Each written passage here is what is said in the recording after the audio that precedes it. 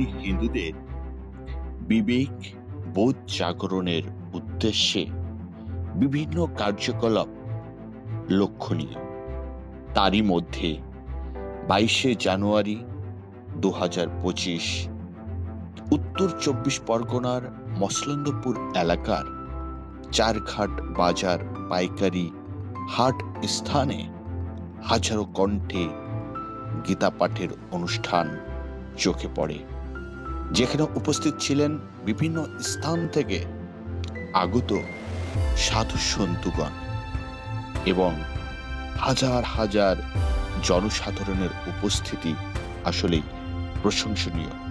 আসুন দর্শক এবং শ্রোতাগণ সেই হাজারো কণ্ঠে গীতা পাঠ শুনি এবং নিজেদের বিবেক উন্মোচনের পথ তৈরি করি।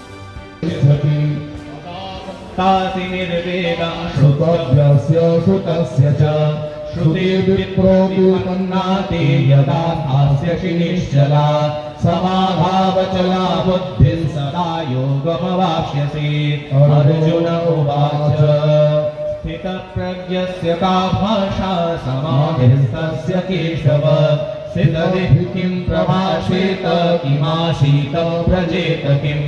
श्रीभगवानुवाच प्रजहाति यदा कामान् सर्वान् आत्मनोगतान् आत्मन्येवात्मना तुष्टः स्थितप्रज्ञस्तदुच्यते। दुष्वेष्णमनुदिग्मणा सुखेषु विगतस्पृहः वीतरागो भयक्रोधस्थितधीर्मुनिरुच्यते। यः सर्वत्रान्विष्णेहस्तत्तद् प्राप्य शुभाशुभम् नाभिनन्दति न द्वेष्टि तस्य प्रज्ञा प्रतिष्ठिता। यदा संहरते चायं पूर्वोक्तानीव सर्वशः इन्द्रियाणीन्द्रियार्थेभ्यस्तस्य प्रज्ञा प्रतिष्ठिता। विषया विनिवर्तन्ते निराहारस्य देहिनः रसवर्जं रसोऽप्यस्य परं दृष्ट्वा निवर्तते। यततोऽपि कौन्तेय पुरुषस्य विपश्चितः इन्द्रियाणि प्रमाथीनि हरन्ति प्रसवं मनः। तानि सर्वाणि संयम्य युक्त आसीत मत्परः वशे हि यसेन्द्रियाणि तस्य प्रज्ञा प्रतिष्ठिता। ध्यायतो विषयान् पुंसः सङ्गस्तेषुपजायते संजायते कामः कामः क्रोधो विजायते। क्रोधात् भवति सम्मोहः सम्मोहात् स्मृतिविभ्रमः स्मृतिभ्रंशात् बुद्धिनाशो बुद्धिनाशात् प्रणश्यति। रागद्वेषवियुक्तैस्तु विषयानिन्द्रियैश्चरन् आत्मवश्यैर्विधेयात्मा प्रसादमधिगच्छति। प्रसादे सर्वदुःखानां हानिरस्योपजायते।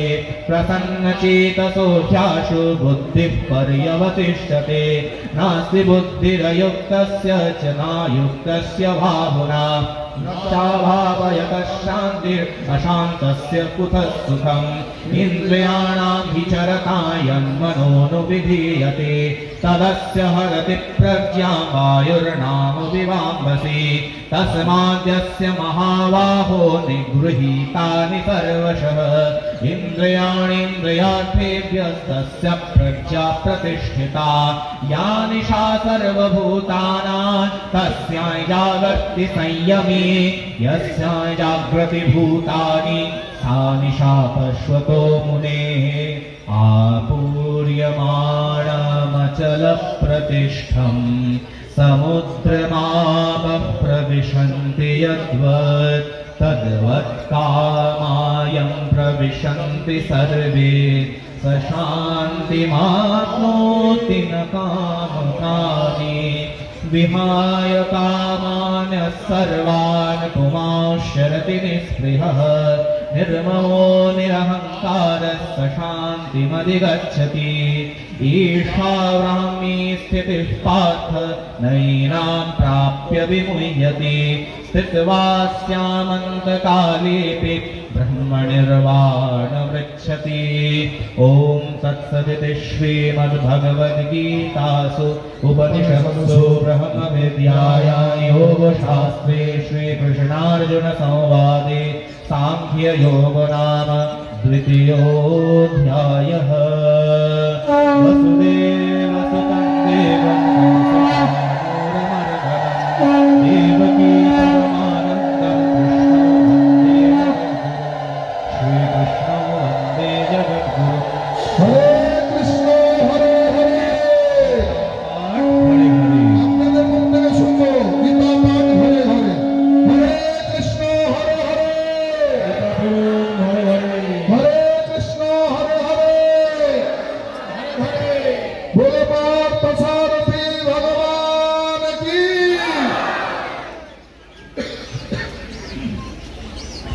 ॐ श्री परमात्मने नमः।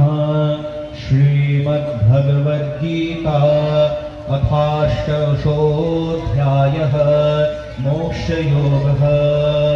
अर्जुन उवाच सन्न्यासस्य महाबाहो तत्त्वमिच्छामि वेदितुम् त्यागस्य च ऋषिकेश पृथक् केशिनिषूदन। श्रीभगवानुवाच काम्यानां कर्मणान्यासं सन्न्यासं कवयो विदुः सर्वकर्मफलत्यागं प्राहुस्त्यागं विचक्षणाः। त्याज्यं न दोषपदित्येके कर्म प्राहुर्मनीषिणः। यज्ञदानतपः कर्म न त्याज्यमिति चापरे निश्चयं शृणु मे तत्र त्यागे भरतसत्तमा। त्यागो हि पुरुषव्याघ्र त्रिविधः सम्प्रकीर्तितः। यज्ञदानतपः कर्म न त्याजं कार्यमेव तत् यज्ञोदानं तपश्चैव पावनानि मनीषिणा। एतान्यपि तु कर्माणि सङ्गं त्यक्त्वा फलानि च कर्तव्यानीति मे पार्थ निश्चितं मतमुत्तमम्। नियतस्य तु सन्न्यासः कर्मणो नोपपद्यते मोहात् तस्य परित्यागस्तामसः परिकीर्तितः। दुःखमित्येव यत्कर्म कायक्लेशभयात्यजेत् स कृत्वा राजसं त्यागं नैव त्यागफलं लभेत्। कार्यमित्येव यत्कर्म नियतं क्रियतेऽर्जुन सङ्गं त्यक्त्वा फलं चैव सत्यागः सात्विको मतः। न द्वेष्य कुशलं कर्म कुशलेनानुषज्यते त्यागे सत्यसमाविष्टो मेधावी छिन्न संशयः। न हि देहभृता शक्यं त्यक्तुं कर्माण्यशेषतः यस्तु कर्मफलत्यागी सत्यागीत्यभिधीयते। अनिष्टमिष्टं मिश्रै च त्रिविधं कर्मणः फलम् भवत्यत्यागिनां प्रेत्य न तु सन्न्यासिनां क्वचित्। अयि चैतानि महाबाहो कारणानि निबोध मे सांख्ये कृतान्ते प्रोक्तानि सिद्धये सर्वकर्मणाम्।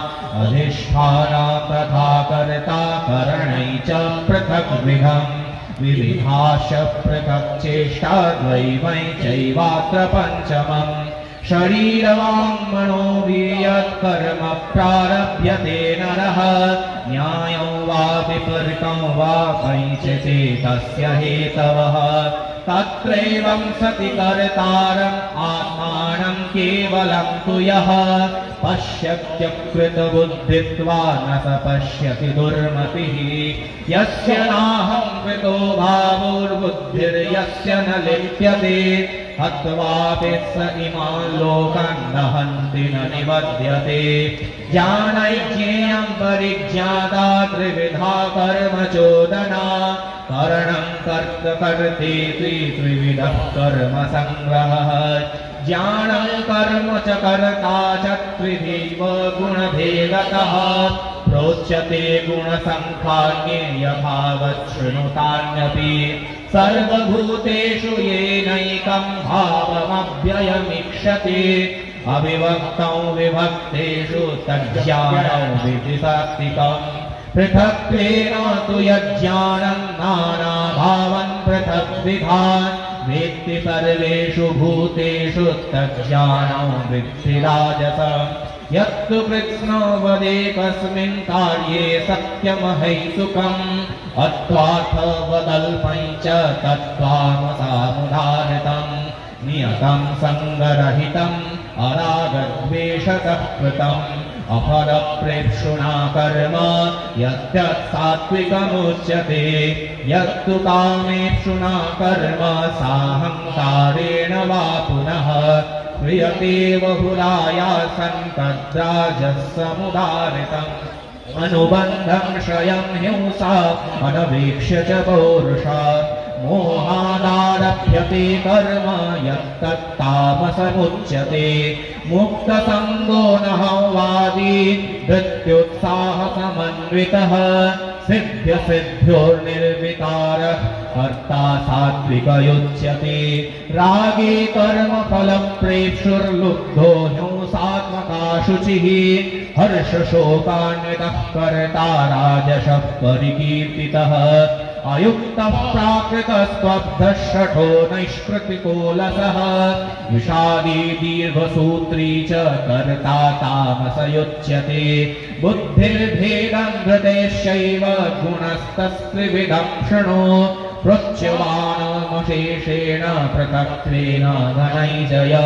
प्रवृत्त्यै च नृलिप्त्यै च कार्याकार्ये भयाभये अन्धं मोक्षै च या वेत्ति बुद्धिस्सा पार्थसात्विकी यया धर्ममधर्मै च कार्यै चाकार्यमेव च अयथावत् प्रजानाति बुद्धिस्सा पार्थराजसी अधर्मं धर्ममिति या मन्यते तमसावृता सर्वार्थान् विपरीतांश्च बुद्धिस्सा पार्थतामसी धृत्या यया धारयते मनः प्राणेन्द्रियक्रियाः योगेनाव्यभिकारिण्या धृतिस्सा पार्थसात्विकी यया तु धर्मकामार्थान् धृत्या धारयतेऽर्जुन प्रसङ्गेन फलाकाङ्क्षी धृतिस्सा पार्थराजसी यया स्वप्नं भयं शोकं विषादं मदमेव च न विमुञ्चति दुर्मेधा धृतिस्सा पार्थतामसी सुखं त्विदानीं त्रिविधं शृणु मे भरतर्षभ अभ्यासाद्रमते यत्र दुःखान्तं च निगच्छति यत्तदग्रे विमशिव नामे मृतोपमम् तत्सुखं सात्विकं प्रोक्तम् आत्मबुद्धिप्रसादजम् विषयेन्द्रियसंयोगाद्यग्रे मृतोपमम् परिणामे विषमिव तत्सुखं राजसंस्मृतम् यदग्रे चानुवन्दे च सुखं मोहनमात्मनः निद्रालस्य प्रमादोत्थं तत्त्वामसमुदाहृतम् न तदस्ति पृथिव्यां वा दिवि वेदेषु विमुक्तः सत्त्वं प्रकृतिर्जयमुख्यै यदेव स्यात्त्रिभिर्गुणैः ब्राह्मणक्षत्रियं विशां शूद्राणां च परन्तप कर्माणि प्रविभक्तानि स्वभावप्रभवे गुणैः शमोदमस्तपः शौचं क्षान्तिरार्जवमेव च ज्ञानं विज्ञानमास्तिक्यं ब्रह्म कर्म स्वभावजम् शौर्यं तेजोपीतमश्चैः युद्धे चाप्यपलायन दानमीश्वरभावश्च क्षात्रं धर्म स्वभावजम् कृषिको रक्ष्यवाणिज्यं वैश्वकर्म स्वभावजम् परिचर्यात्मकं कर्म शूद्रस्यापि स्वभावजम् स्वे स्वे कर्मण्यभिरतस्तौ सिद्धिर्लभते नरः स्वकर्मनिरतः सिद्धिं यदा विन्दति तच्छृणु यतः प्रवृत्तिर्भूतानां येन सर्वमिदं ततम् स्वकर्मणा ताभ्यर्च सिद्ध्यो विन्दति मानवः श्रेयान् स्वधर्मो विगुणः परधर्मात् स्वनुष्ठितात् स्वभावनियतं कर्म कुर्वन्नाप्नोति किल्बिषम् सहजं कर्म कौन्तेय सदोषमपि न त्यजेत् सर्वारम्भा हि दोषेण धूमेनाग्निर्वृद्धिताः असक्तबुद्धिः सर्वत्र जितात्मा विगतस्पृहः नैष्कर्म्यसिद्धिं परमा सन्न्यासेनाधिगच्छति सिद्धिं प्राप्तो यथा ब्रह्म तथाप्नोति निबोध मे समासेनैव कौन्तेय निष्ठज्ञानस्य या परा बुद्ध्या विशुद्धया युक्तो धृत्यानानं नियम्य च शब्दादीनि रागद्वेषौ बुधस्य च विविक्तसेवी लघ्वाशी यत वाक्याय मानसः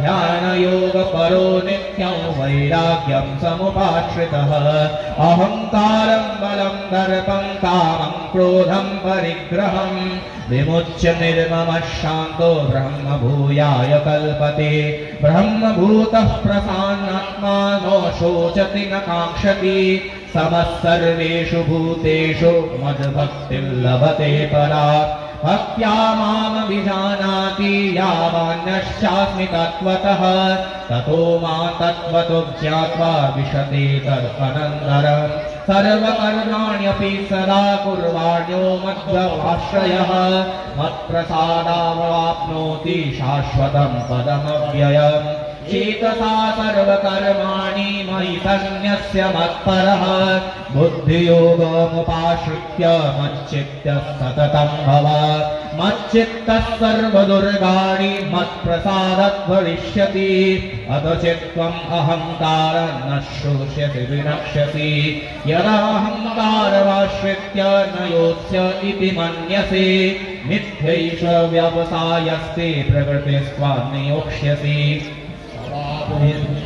कौन्तेय निबध्यस्वेन कर्मणा कर्तुं नेच्छसि यन्मोहात् करिष्यस्य वशोऽपि तत् ईश्वरः सर्वभूतानां हृद्देशेऽर्जुन तिष्ठति भ्रामयन् सर्वभूतानि यन्त्रारूढानि मायया तमेव शरणं गच्छ सर्वभावेन भारत तत्प्रसादात् परं शान्तिं स्थानं प्राप्स्यसि शाश्वतम् इति ते ज्ञानमाख्यातम् गुह्याद्गुह्यतरं मया विमृश्यैतत्त्वशेषेण यथेच्छसि तथा कुरु सर्वगुह्यतमं भूयः शृणु मे परमो वचः इष्टोऽसि मे दृढमिति ततो वक्ष्यामि ते हितम् मन्मना भव मद्भक्त मद्याजी मां नमस्कुरु मामे वैष्यसि सत्यन्ते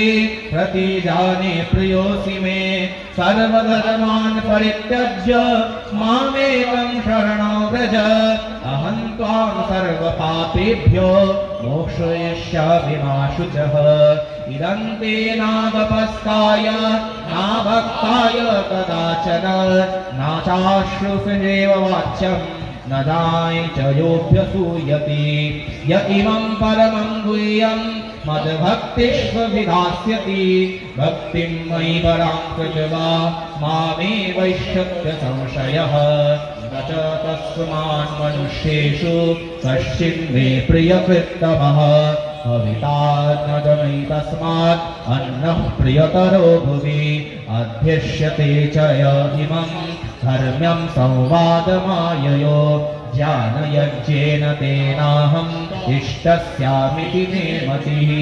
श्रद्धावाननसूयश्च शृणुयादपि यो नरः सोऽपि मुक्तः शुभान् लोकान् प्राप्नुयात् पुण्यकर्मणा कच्चिदेतच्युतं पार्थ तवैकाग्रेण चेतसा कच्चिदज्ञानसम्मोह प्रणष्टस्तेरनैजय अर्जुन उवाच नष्टमोहस्मृतिर्लब्धा तत्प्रसादाच्युत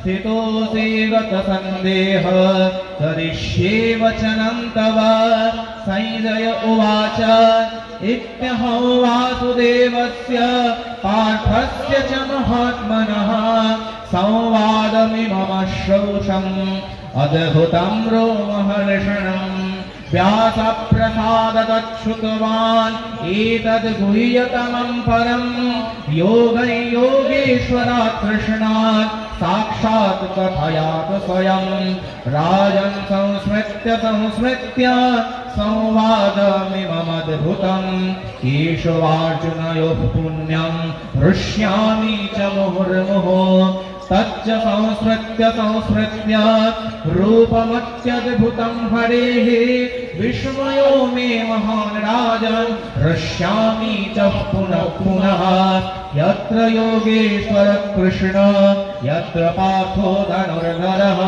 तत्र श्रीर्विजयर्भूतिर्ध्रुवानीतिर्मतिर्ममः। ॐ तत्सदिति श्रीमद्भगवद्गीतासु उपनिषत्सु ब्रह्मविद्यायां योगशास्त्रे श्रीकृष्णार्जुन संवादे मोक्षसंन्यासयोगो नाम अष्टादशोरचक्षुषो विश्वे देवा अवतागमन्यः भद्रं कर्णेभिः शृणुयाम देवा भद्रं पश्येमाक्षभिर्जयत्राः स्थिरैरङ्गै पुष्टवागुं सन्दुर्वश्येवहि देवहितं जदायुः शतमिन्नु शरदो अन्ति देवा जगराजरसन्तनो नाम दोः शान्तिर्भदर्चगुं शान्तिः पृथिवी शान्तिरापः शान्तिरोषधयः शान्तिः वनस्पतयः शान्तिर्विश्वे देवा शान्तिर्ब्रह्म शान्तिः सर्वगुं शान्तिः शान्तिरेधिः यतो यतः समीहसे ततो नो अभयं कुरु सन्नो कुरु प्रजाभ्यो भयं नः पशुभ्यः शान्ति शान्तिर्भवतु। अथो गीताध्यानम्। ॐ पार्थाय प्रतिबोधिता भगवता नारायणेन स्वयं व्यासेन ग्रथितां पुराणमुनिना मध्ये महाभारते अद्वैतामृतवर्षिणीं भगवतीम् अष्टादशाध्यायिनीम् अम्ब त्वामनुसन्दधामि भगवत् गीते भवेद्वेषिणीम् नमोऽस्तुते व्यसवेशालबुद्धे फुल्लारविन्दायतपत्रनेत्रः येन त्वया भारततैलपूर्णा प्रज्वालितो ज्ञानमयः प्रदीपः प्रपन्नपारिजाताय स्तोत्रवेत्रैकपाणये ज्ञानमुद्राय कृष्णाय गीतामृतदुहे नमः। सर्वोपनिषदो गावो दोग्धा गोपालनन्दनः पार्थो वत्सस्तुतिभोक्ता दुग्धं गीतामृतं महत् वसुदेवं सुतं देवं कंसचाणूरमर्दनम् देवकी परमानन्दं कृष्णं वन्दे जगद्गुरुम् भीष्मद्रोणकर्णाजयद्रकालः गान्धारनीलोत्पला शल्यग्राहवती कृपेण वही सर्वेण वेलाकुला अश्वत्थामविकर्णो घोरमकरा दुर्योधनावर्तिनी स्वर्तेनाखलु पाण्डवैर्नदी कैवर्तककेशव पारा स्वर्जवचः सरोजममलम् गीतार्थगन्धोत्कटम् नानाध्यानककेशरम् हरिकथा संबोधनाबोधितम् लोकेशर्चन षट्पदैरहरः पेपीयमानम् मुदा भूयाद्भारतपङ्कजम् कलिमला प्रध्वंसिनः श्रेयसे मूकं करोति वाचालं पङ्गुलं लङ्घयते गिरं यत्कृपात्वमहं वन्दे परमानन्दमाधवम् यं ब्रह्मा वरुणेन्द्ररुद्रमरुत स्तन्वन्ति दिव्यैस्ताङ्गपदक्रमोपनिषदैर्गायन्ति यं सामगा ध्यानावस्थिततद्गतेन मनसा पश्यन्ति यं योगिनः यस्यान्तन विदुःसुरासुरगणा देवाय तस्मै नमः। कृष्णाय वासुदेवाय हरये परमात्मने प्रणतः क्लेशनाशाय गोविन्दाय नमो नमः। ॐ श्री परमात्मने नमः। श्रीमद्भगवद्गीता अथ प्रथमोऽध्यायः। धृतराष्ट्र उवाच धर्मक्षेत्रे कुरुक्षेत्रे समवेतायुत्सवः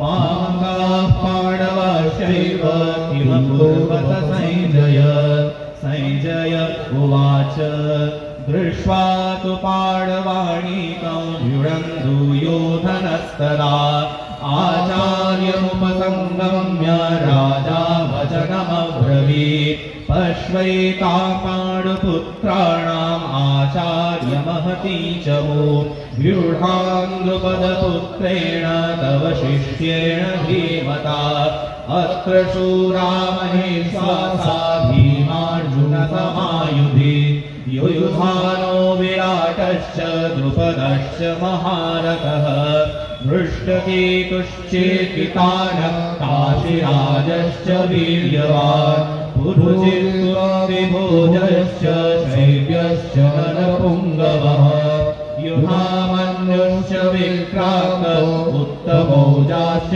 वीर्यवान् सौभद्रो द्रौपदेयाश्च सर्व एव महारथाः अस्माकं तु विशिष्टा ये तान्निमोहद्विजोत्तम नायका मम सैन्यस्य सैन्यार्थं तां ब्रवीमि भवान् भीष्मश्च कर्णश्च कृपश्च समितिञ्जयः अश्वत्थामविकर्णश्च सौमदत्तिस्तथैव च अन्ये च वशूरा मदर्थे त्यक्तजीविताः नानाशस्त्रप्रहरणाः सर्वे युद्धविशारदाः अपर्याप्तं तदस्माकं बलं भीष्माभिरक्षितम् पर्याप्तं त्विदमेतेषां बलं भीमाभिरक्षितम् अयनेषु च सर्वेषु यथा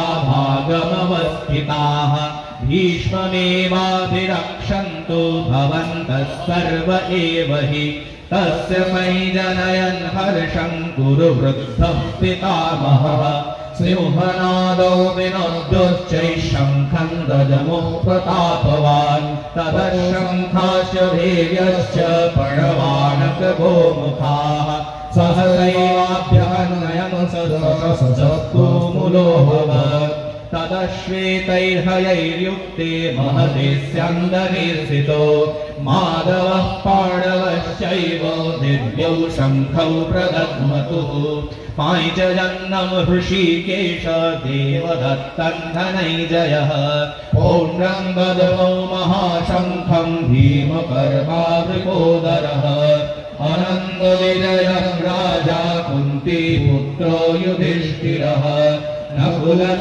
सहदेवश्च सुघोषमणिपुष्पकौ काश्यश्च परमेश्वासः श्रीहर्षी च महारथः दृष्टद्युम्नो विराटश्च सात्यकिश्चापराजितः द्रुपदो द्रौपदेयाश्च सर्वशः पृथिवीपते सौभद्रश्च महाबाहुः शङ्खान् ददमुः पृथक् पृथक् सघोषोधातराष्ट्राणां हृदयानि व्यलारयत् नभश्च पृथिवी चैव तुमुलोऽप्यनुनादायन् अथ व्यवस्थितां दृष्ट्वा धातराष्ट्रान् कपिध्वजः प्रवृत्ते शस्त्रसंस्फाते धनुरुद्यम्य पाण्डवः ऋषिकेशं तदा वाक्यम् इदमाह महीपते अर्जुन उवाच